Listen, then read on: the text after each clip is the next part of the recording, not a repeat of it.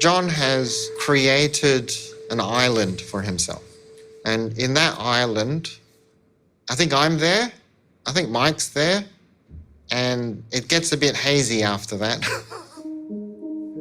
My journey to orthotropics has not been a straight line. I was studying conventional orthodontics and I came across John's philosophy. I have been trained through John and I follow John's technique very closely. One of the things that he answered for me was why there is malocclusion, which is when the teeth end up out of alignment and they grow crooked. Human beings, we've always had jaws and teeth that are fairly evenly balanced and fairly straight. In the last 300 years, that has really shifted. We live in a world today where no one has straight teeth. And so how do we go from tens and tens and tens of thousands of years where everything was perfect to one where every kid needs some form of braces to get the teeth straight? We're taught that genetics plays the primary role in jaw development. And John's thought was, it's not possible for genetics to be so precise, for everything to line up perfectly without any environmental influence. The label orthotropics, which means correct growth. What orthotropics is about is redirecting the course of growth. It's very easy to start, terribly difficult to finish. Initially, you're making room for teeth. It's a very spectacular, very appealing period. The next phase of orthotropics is where we develop the individual jaws to be the incorrect shape. And what tends to happen is parents then say, this doctor has no idea what they're doing, and it is infinitely worse than when we first started. And then they will take them to find a second opinion.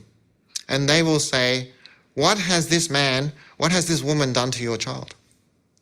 They've wrecked your child. The problem with orthotropics is it looks good, then it looks terrible, and that lasts 4 years. And then finally, at the end of it, it looks great. Right? I let people know this is a double black diamond. If we travel here, you have to trust, in the end, you'll end up in a fantastic place. We are training children to work at a level which is beyond what we would normally expect. The level of physical discipline requires a commitment that is not common today. You have to train not only the children, but their guardians, the parents. Why was it you came for treatment, actually? Because I felt that recently Lisa's lower jaw was receding more. We are talking specifically about posture. You cannot develop straight teeth if you have bad oral posture. How much do you hope that this can be improved?